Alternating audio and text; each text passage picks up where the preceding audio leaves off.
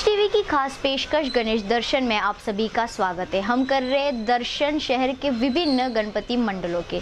इसी क्रम में हम इस वक्त मौजूद है उल्लासनगर 1 के महाराष्ट्र मित्र मंडल इस गणपति मंडल में।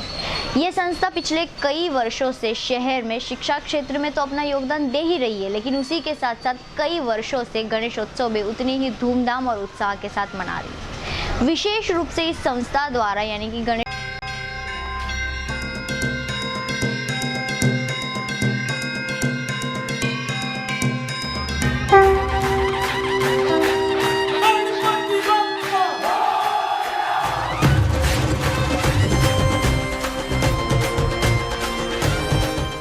मंच टीवी की खास पेशकश गणेश दर्शन में आप सभी का स्वागत है। हम कर रहे दर्शन शहर के विभिन्न गणपति मंडलों के। इसी क्रम में हम इस वक्त मौजूद है उल्लासनगर 1 के महाराष्ट्र मित्र मंडल इस गणपति मंडल में। ये संस्था पिछले कई वर्षों से शहर में शिक्षा क्षेत्र में तो अपना योगदान दे ही रही है, लेकिन उसी के साथ साथ कई वर्षों से गणेशोत्सव भी उतनी ही धूमधाम और उत्साह के साथ मना रही है। विशेष रूप से इस संस्था द्वारा यानी कि गणेशोत्सव के माध्यम से अलग अलग सामाजिक संदेश गणेश भक्तों को और शहर के नागरिकों को दिए जाते हैं। तो क्यों ना अंदर चल के करते हैं दर्शन महाराष्ट्र मित्र मंडल के गणपति मंडल।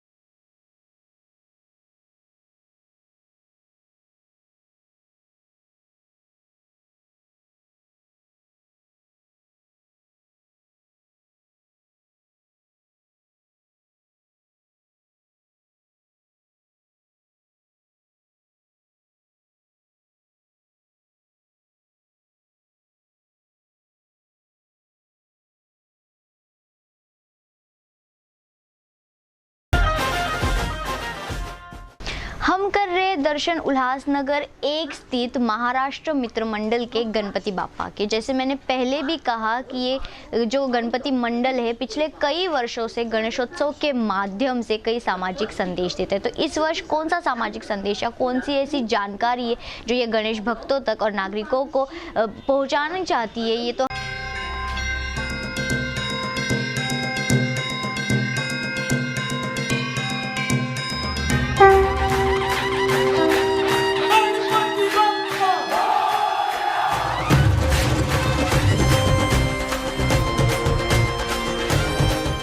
मंच टीवी की खास पेशकश गणेश दर्शन में आप सभी का स्वागत है। हम कर रहे दर्शन शहर के विभिन्न गणपति मंडलों के। इसी क्रम में हम इस वक्त मौजूद है उल्लासनगर 1 के महाराष्ट्र मित्र मंडल इस गणपति मंडल में। ये संस्था पिछले कई वर्षों से शहर में शिक्षा क्षेत्र में तो अपना योगदान दे ही रही है, लेकिन उसी के साथ साथ कई वर्षों से गणेशोत्सव भी उतनी ही धूमधाम और उत्साह के साथ मना रही है। विशेष रूप से एक कहानी है जो कि बहुत ही ज़्यादा फेमस है। जो अगर हम गुरुकुल के काल में जाए या फिर महाभारत के काल में जाए तो जैसे द्रोणाचार्य अपने शिष्यों को पढ़ाया करते थे और वही उनका एक शिष्य जिनका नाम था एकलव्य, जिनकी कहानी बेहद ज़्यादा प्रसिद्ध है पुरातन काल से। तो एकलव्य ने द्रोणाचार्यों को अपना गुरु जो है मान लिया था और वो गुरुकुल में उन्हें एंट्री नहीं थी, या फिर आज की भाषा में हम कहें तो एडमिशन नहीं मिला था उन्हें। ये जो कास्ट सिस्टम वाला एडमिशन है वो तभी से चल रहा है और शायद इसी वजह से एकलव्य को एडमिशन नहीं मिल पाया था गुरुकुल में। लेकिन उन्होंने द्रोणाचार्यों को अपना गुरु मान लिया था और वो गुरुकुल के बाहर से, यानी जो गुरुकुल की जो दीवार थी हम कह सकते हैं, उसके बाहर से वो सीखा करते थे और वो इतने ज़्यादा कुशल हो गए थे उस शिक्षा में, यानी कि बाण चलाने वाला जो शिक्षा थी थी उसमें।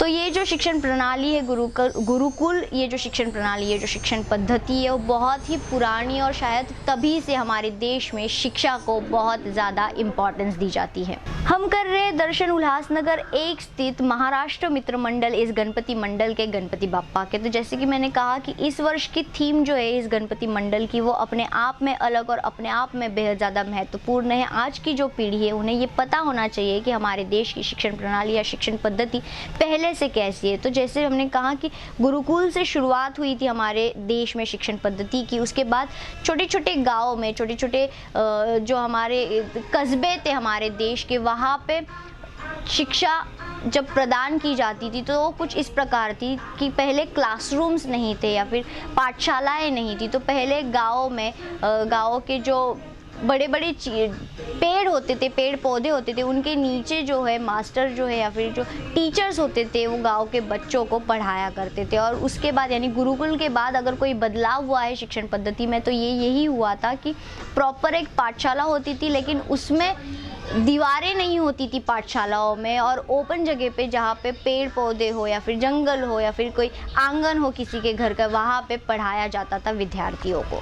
और नैसर्गिक जगहों पर पढ़ाया जाता था गुरुकुल के बाद, लेकिन उसके बाद फिर प्रॉपर पाठशालाएं आई जहाँ पे क्लासरूम्स होते हैं, जहाँ पे हमारी पीढ़ी ने पढ़ा है। प्रॉपर स्कूल्स होते थे, प्रॉपर पाठशालाएं होती थी, और वहाँ पे बंद कमरे में यानी कि जहाँ पे प्रॉपर दीवारें हो, प्रॉपर वॉल्स हो, वहाँ पे सेफ्टी के साथ इन विद्यार्थियों को पढ़ाया जाता। धीरे धीरे करके बदलाव होते जा रहा है हमारे देश की शिक्षण पद्धति में। बदलाव जैसे हम कहते हैं कि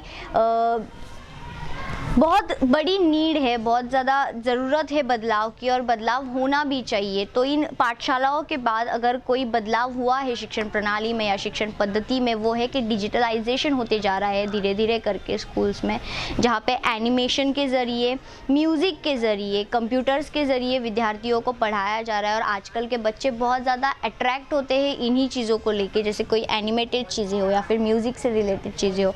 तो क्यों ना इन सब चीज़ों का सहारा लेके बच्चों को कुछ जानकारी दी जाए या फिर पढ़ाया जाए। इसी को मद्देनज़र धीरे धीरे डिजिटलाइजेशन की ओर बढ़ रहा है हमारा इंडिया, और ये शिक्षण पद्धति और भी ज़्यादा आगे बढ़ती ही जाएगी। महाराष्ट्र मित्र मंडल इस गणपति मंडल की झांकी तो हमने देख ली, जो अपने आप में मैंने जैसे कहा कि बहुत ही अलग और बहुत ही ज़्यादा महत्वपूर्ण है। लेकिन एक विशेष बात मैं आपको यहाँ पे ज़रूर बताना चाहती हूँ। वो बात ये है कि इस मंडल की खासियत है कि ये मंडल गणेशोत्सव पूरी तरीके से इको फ्रेंडली यानी कि पर्यावरण स्नेही रूप में सेलिब्रेट करते हैं। यानी उत्साह सेलिब्रेट करने के चक्कर में कहीं पे भी पर्यावरण को नुकसान नहीं पहुँचे, इस बात का खास ध्यान महाराष्ट्र मित्र मंडल द्वारा रखा गया है। उसी को मद्देनज़र इस मंडल के गणपति बाप्पा की मूर्ति जो है वो पूरी तरीके से इको फ्रेंडली रूप में, पर्यावरण स्नेही रूप में यानी शाडू माती से बनाई गई है। ये मूर्ति प्लास्टर ऑफ पेरिस की नहीं है, बल्कि शाडू माती से इस मूर्ति का निर्माण किया गया है। इस मूर्ति के कारण कहीं पे भी पर्यावरण को नुकसान नहीं पहुंचेगा। ये मूर्ति इजीली पानी में मेल्ट हो जाएगी, और जिस पानी में ये मूर्ति मेल्ट हो जाएगी वो पानी हम रीयूज़ कर सकते हैं। हमारे घर के जो पौधे होते हैं या फिर हमारे परिसर में जो पौधे लगाए जाते हैं, पेड़ लगाए जाते हैं, उनके रक्षा के लिए या फिर उनको बढ़ाने के लिए उस पानी का हम इस्तेमाल कर सकते हैं। और कहीं ना कहीं गणपति बाप्पा का जो प्रेजेंस है, गणपति बाप्पा का सहवास हम सब के बीच हमेशा से ही रहेगा। यहाँ पे छोटी मूर्ति भी रखी गई है जिसकी पूजा यहाँ पे आने वाले गणेश भक्त कर सकते हैं। तो वो ये मूर्ति भी पूरी तरीके से इको फ्रेंडली रूप में है। इस मूर्ति के कारण भी कहीं पे भी पर्यावरण को नुकसान नहीं पहुँचेगा।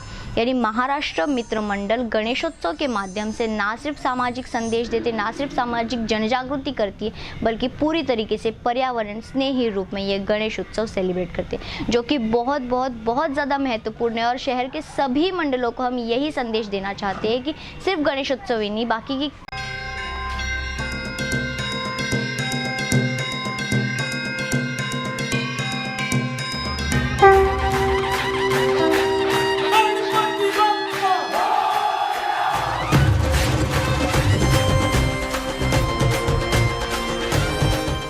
मंच टीवी की खास खास पेशकश गणेश दर्शन में आप सभी का स्वागत है। हम कर रहे दर्शन शहर के विभिन्न गणपति मंडलों के।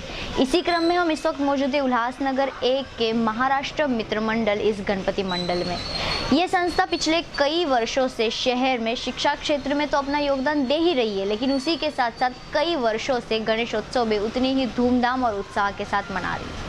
विशेष रूप से इस संस्था द्वारा यानी कि गणेशोत्सव के माध्यम से अलग अलग सामाजिक संदेश गणेश भक्तों को और शहर के नागरिकों को दिए जाते हैं। तो क्यों ना अंदर चल के करते हैं दर्शन महाराष्ट्र मित्र मंडल के गणपति मंडल।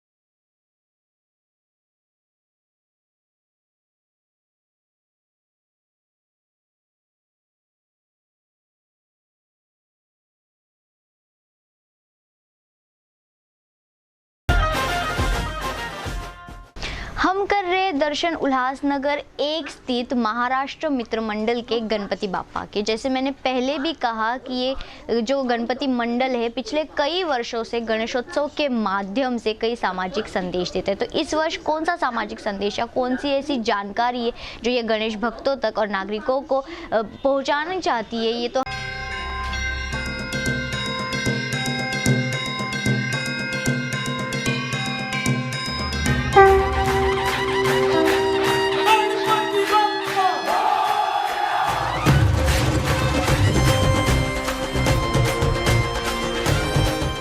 मंच टीवी की खास पेशकश गणेश दर्शन में आप सभी का स्वागत है। हम कर रहे दर्शन शहर के विभिन्न गणपति मंडलों के।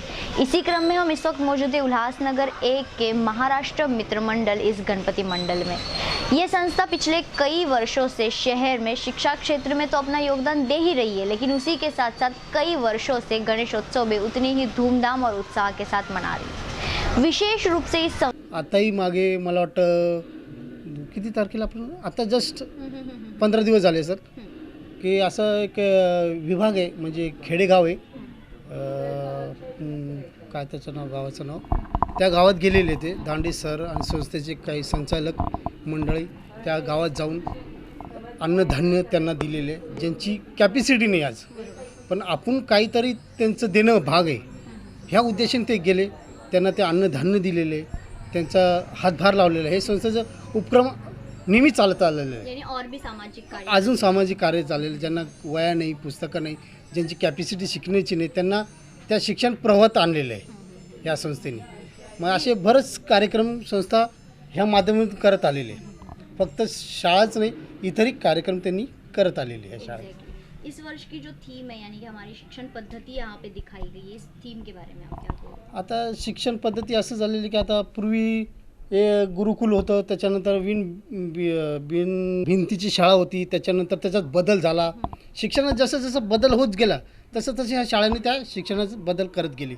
आज डिजिटल क्लास म्हणा, म्हणजे वया पुस्तक न देता फक्त त्यांना दाखवायचं हे काय चाललं आहे, हे कसं आहे, हे शिक्षण पद्धत जसं घडत गेले तसं तसं आपण त्याच्यात डेव्हलप करत गेलो. विद्यार्थ्यांना डेव्हलप करण्याचं काम हे महाराष्ट्र मित्रमंडळ शाळेने करत आलेले आणि हे याच्या पुढेही करत जाणार. यानी कहीं ना कहीं शिक्षा को महत्व दे. हां, शिक्षणाला महत्त्व देणं. एक्झॅक्टली. म्हणजे शिक्षणात जसं आज आपण बघतोय की फार बदल होत गेलेला.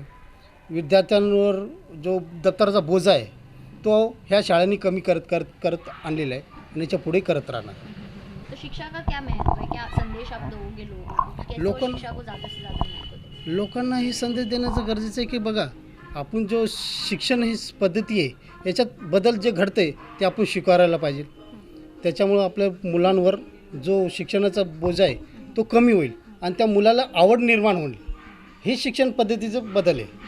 म्हणजे मुलांना बदल कसं घडावं, मारून बदल नाही घडत, त्यांना त्याची पद्धत आणि त्याची आवड निर्माण करणं ही शाळेचं काम आहे. आणि त्याच्यात काय बदल करणार हे आपले शिक्षक आणि संस्थेचं काम करत आले. एक और खासियत महाराष्ट्र मित्र मंडल की कि आप जो गणपति बाप्पा की मूर्ति है वो माटी से बनाई हुई मूर्ति यानी पर्यावरण स्नेही रूप में बनाते हैं, इस बारे में आप क्या? 1970 पासून या शाळांनी एक म्हणजे पर्यावरणाला धरून चाललेली संस्था आहे आणि ह्या संस्थेने प्रत्येक वेळी शाडूची मातीची, कारण ही पर्यावरणपूरक मूर्ती आहे, माती आहे, म्हणजे याचा कुठल्याही प्रकारचं दुष्परिणाम होत नाही, निसर्गाचा होत नाही आणि मानवाचाही होत नाही. त्याचा एक काहीतरी बदल होतो. त्या मातीपासून कुणालाही नुकसान होत नाही, ना मानवाला होत नाही, ना निसर्गाला होत नाही. हेच आम्ही परंपरा चालवत आलेलो आहे. जो आज की पीढ़ी है उन्हें क्या संदेश देना चाहते हो? आजच्या पिढीला मी हेच सांगेल की तुम्ही प्लास्टर पॅरिस नका यूज करू. त्याच्यामुळं तुम्हालाही नुकसान आहे, पर्यावरणाला नुकसान आहे आणि देशालाही नुकसान आहे. पाणी ही सर्वात महत्त्वाची चीज आहे. जीवन म्हणजे पाणी आहे. तुम्ही पाणीचं आज तुम्हाला महत्त्व नाही, पण पुढं चालून पुढच्या पिढीला त्याचं महत्त्व काय आहे हे तुम्हाला कळेल. त्यावेळेस तुम्ही रडाल, कारण पाणी जेव्हा तुम्ही वाचवाल तेव्हा तुमचं जीवन जगेल. आम्ही हेच संदेश देत आलो आहे आणि येणाऱ्या पिढीलाही संदेश देतो आहे, जे न करून तुम्ही शाडूची माती यूज करा, पर्यावरण जगवा, स्वतः जगा, दुसऱ्याला जगू द्या. बहुत बहुत धन्यवाद हमसे बात करने के लिए. हम आशा करते हैं कि इसके आगे भी आप इसी तरह गणेशोत्सव मनाएं. एक बार हम गणपति बप्पा को गुहार लगाएंगे. गणपति बप्पा मंगल मूर्ति. हमने किए दर्शन उल्लासनगर 1 स्थित महाराष्ट्र मित्र मंडल इस गणपति मंडल के. बढ़ते हैं अगले गणपति मंडल की ओर.